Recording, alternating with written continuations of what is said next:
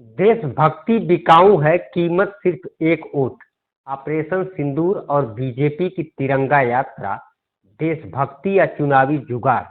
इस बार दुश्मन सीमा पार था, लेकिन निशाना सिर्फ पाकिस्तान नहीं, आपका दिमाग भी था। नमस्कार दोस्तों, स्वागत है द पब्लिक एक्सप्रेस के डिजिटल प्लेटफॉर्म पर। मैं हूं जितेंद्र यादव। सेना ने ऑपरेशन सिंदूर में दुश्मनों को धूल चटा दी और इधर हमारे नेता तिरंगे को थामकर वोटों की खेती में जुट गए। सवाल ये है कि क्या ये देशभक्ति का जश्न था या चुनावी स्टंटबाजी का सीजन 2।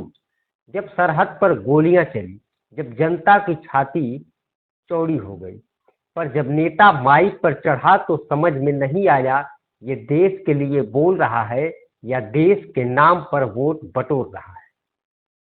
अब देशभक्ति भी ईएमआई पर मिलने लगी। पहली किस्त बॉर्डर पर जवान चुकाते हैं, बाकी किस्तें चुनाव के वक्त नेता वसूलते हैं।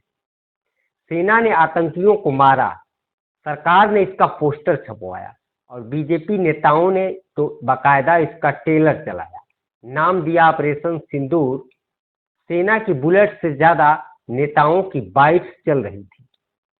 आखिर ये लड़ाई बॉर्डर पर थी या इंस्टाग्राम रील के लिए शूट हो रही थी? बीजेपी का हर नेता झोला उठाकर निकल पड़ा तिरंगा यात्रा के नाम पर वोट बटोरने के लिए। जिस तिरंगे को गंगा जल से भी पवित्र माना जाता है, आज उसे वोट मशीन की चाबी बना दिया गया।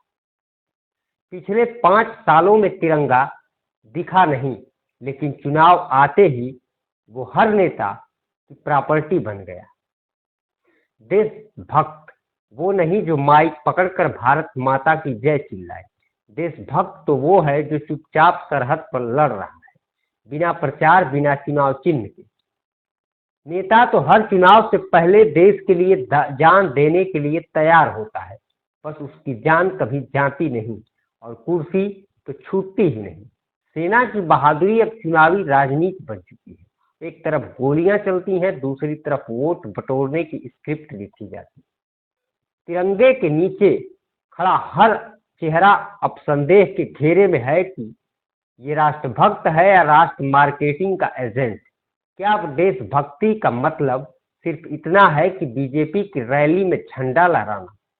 क्या अब देश की रक्षा सिर्फ बॉर्डर पर नहीं बल्कि वोटिंग मशीन के अंदर हो गई? जिस तिरंगे के नीचे भगत सिंह फांसी चढ़े, उसी तिरंगे को पकड़कर कुर्सी की सीढ़ियां चढ़ी जा रही। धर्म, राष्ट्रवाद और अब तिरंगा। पहले राष्ट्रवाद, फिर राम मंदिर और अब तिरंगा यात्रा।